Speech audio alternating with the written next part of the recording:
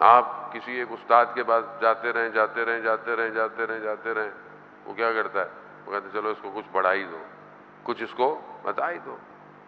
وہ علیم ہے، خبیر ہے، بصیر ہے، اس کے دروازے آپ کھٹکھٹائیں گے وہ آپ کو خالیات جانے دے گا؟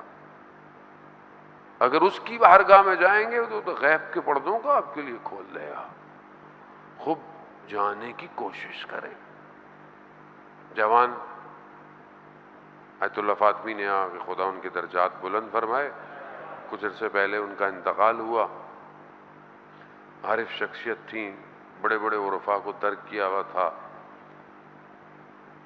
آیت اللہ خامنائی نے خود الگ سے ان کا بھی جنازہ پڑھایا۔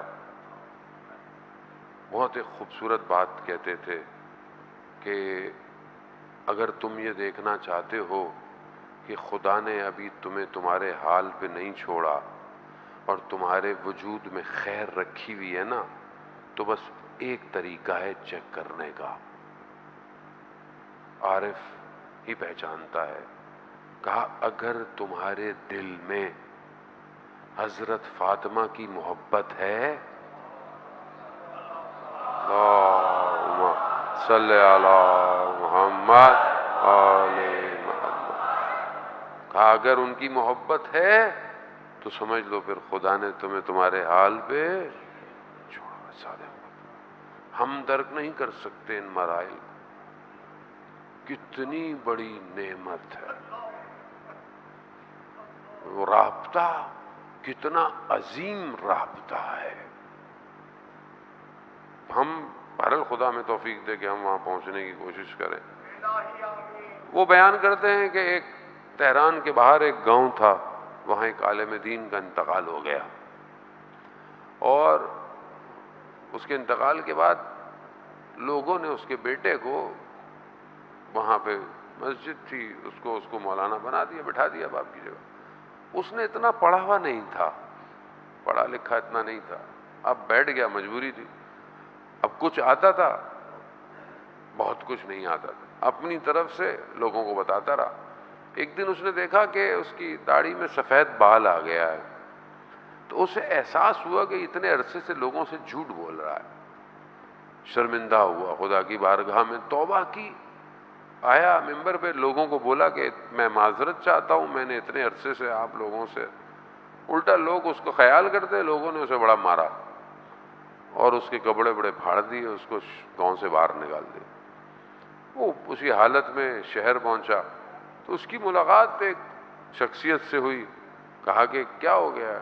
کہا ایسے ایسے۔ تو کہا تو پھر علم حاصل کیوں نہیں کر لیتے؟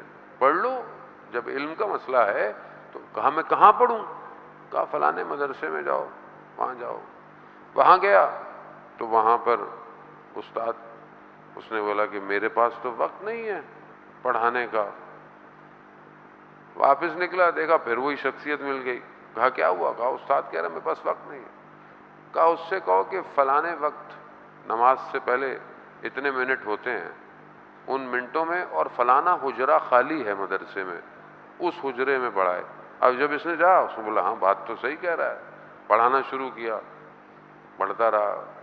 ایک دن استاد نے کہا آج مجھے کتاب نہیں مل رہی تو آج درس نہیں ہوگا۔ واپس دیکھا پھر وہی شخصیت مل گئی۔ کہا کہ کیا ہوا؟ کہا آج وہ، کہا استاد سے کہو کہ مہمان آئے تھے، فلانے قفسے میں بک ریک میں کتاب رکھ کے چلے گئے۔ اب جب اس نے جا کے استاد کو یہ بتایا، استاد بھی استاد تھا، کہا کہ یہ کون ہے جو میرے اوقات سے، میرے حجروں سے، میری کتابوں سے واقف ہے؟ کون ہے؟ استاد جانتے تھے کہ یہ کوئی اور نہیں ہے، یہ وقت کا امام ہے، مگر امام جسے چاہیں وہی پہچانتا ہے۔ اب وہ جوان نہیں پہچانا، اسے کہا کہ ان سے کہو کہ کیا ہم بھی ان سے ملاقات کر سکتے ہیں؟ وہ کہتے ہیں کہ وہ بہرحال ان کے پاس گیا تو انہوں نے کہا کہ اس سے کہو کہ ہم اس سے راضی ہیں، جب وقت ہوگا تب مل لیں گے۔